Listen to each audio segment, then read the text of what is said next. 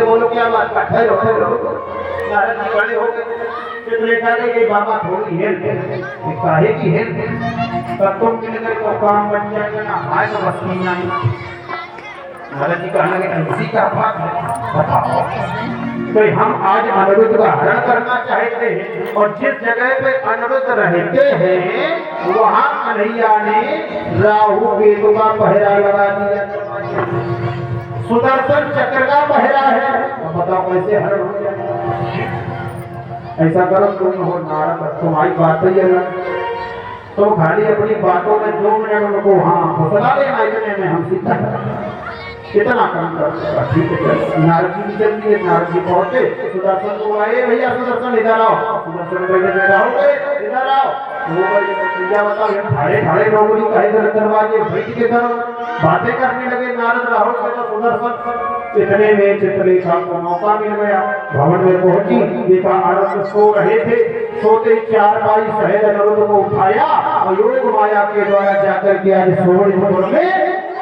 ऊषा के महल में रख दिया ऊषा ने जैसे देखा हो ये तो वही पुरुष है जिसे मैंने स्वप्न में देखा इसी ने मेरे चित्र को चुराया इसी ने मेरे मन को चुराया है और इसे मैंने पति माना है हाँ ऊषा और अनिरुद्ध का चर्चा हो गई बातें होने लगी महल में और जब बातें होने लगी तो बाहर जो खड़े थे पहले का आवाज में ये कौन है पुरुष की आवाज ऊषा के भवन में कोई पुरुष है बाणासुर बोला बाणासुर देख तेरी बेटी के भवन में किसी पुरुष की आवाज आ रही है बाणासुर ने कहा मेरी बेटी के भवन में बिना मुझसे पूछे बिना मेरे आदेश के कौन प्रवेश कर गया है जब मैंने घोषणा की है 1000 भुजाओं का वरदान लेकर के मैं यहाँ मुझसे युद्ध करे जीत जाए तो जाए और बिना पूछे अंदर आवाज लगाने सावधान इधर नारद जी पहुंचे कन्हैया के पास कन्हैया ने कहा जाओ बचाओ रक्षा करो ना सीताराम इधर हरण करा दिया देखो नारद जी उधर कन्हैया के पास लेके जाता तो कितने दिन से लगा गए पता है सोनीपुर में है बाणासुर की नगरी में जिसने शंकर के द्वारा 1000 भुजाओं का वरदान पाया है अगर वे हाथ छूट गए तो तुम्हारा नाती मर जाएगा रक्षा करो कन्हैया ने कहा अच्छा कन्हैया चल दिए वहां से धनुष्मान लेके और जैसे आवाज सुनी बाणासुर की कौन है मेरी बेटी के भवन निकल करके आओ सावधान कन्हैया ने कहा तुम सावधान जो ललकार रहे हो सावधान जैसे देखा बाणासुर ने कन्हैया तुम आज कन्हैया और बाणासुर का युद्ध प्रारंभ हो गया उस युद्ध में भगवान कन्हैया ने अपने सुदर्शन के द्वारा शंकर जी की वरदानी जो 1000 भुजाएं थी वो काट दी समाप्त कर दी जब 2 भुजा बची बाणासुर चरणों में गिर पड़ा जब बाणासुर चरणों में गिर पड़ा का मैं हार गया तू जीत गया नारायण मैं अपनी बेटी का कहना तेरी बेटी मेरे हाथ में बहू बनकर ले जाएगी मैं विवाह नहीं करूंगा विवाह मेरे ही घर होगा परेशान मत होना और वो इसी के साथ होगा जो तेरी बेटी के पास है का कौन है चलो देखें आज कन्हैया बाणासुर पहुंचे आज अनिरुद्ध और ऊषा को लिया और लेकर के शोणितपुर में बड़ा सुंदर विवाह संपन्न किया इसके बाद भगवान कन्हैया ने आज ऊषा और अनिरुद्ध को वहां से विदा किया द्वारका भेजा आगे चल करके भगवान ने सोचा भी यहाँ तक आए रास्ते में हस्तिनापुर पड़ता है बुआ रहती है इनसे मिलते चले रास्ते में है हाँ इधर बुआ जो थी कुंती बैठी बैठी कन्हैया की याद कर रही कभी मुझे कन्हैया नहीं आता देखने कभी नहीं आता तब तक कन्हैया पहुंच गए बुआ से कहा बुआ मैं तो आ गया तू मुझे याद कर रही है अरे मांगो मांगो क्या चाहिए तो आज कुंती ने कन्हैया से क्या मांगा क्या मांगा कुंती ने कन्हैया से क्या मांगा जो कुंती ने मांगा वो आप लोग मांग सकते हो कितने लोग मांगोगे लोग मांगो तुम ही मांगो क्या मांगा कि पिता संतुन तत्र तत्र कुंती ने कन्हैया से कहा भैया कन्हैया लड़ा अगर तुम आए हो मुझे देना चाहते हो एक काम करो कि इस संसार का जितना भी कष्ट, जितना भी दुख, हाँ ये सब मुझे दे दो। विपिता संतृण तत्र,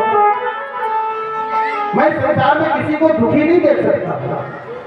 संसार में जो लोग हैं दुखी रहते हैं, इनका दुख मेरे ऊपर दे दो,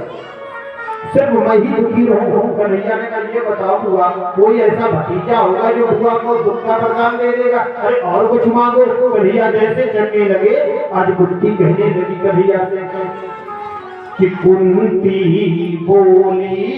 सुनिए प्रभुवर। आज कुंती कहने लगी भगवान से, तुम तो हमसे वरदान देने के लिए कहते थे, अब तो ऐसे क्या है बिना वरदान के? कुंती बोली सुनी ये प्रभुवर, बलिदान मुझे दे।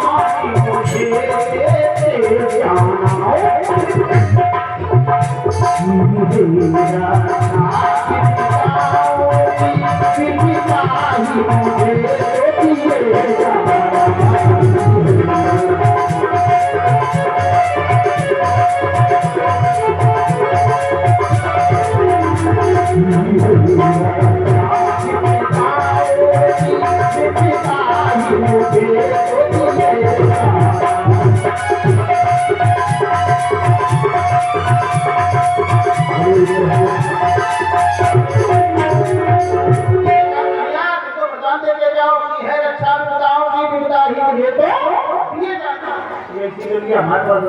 भी नहीं हुई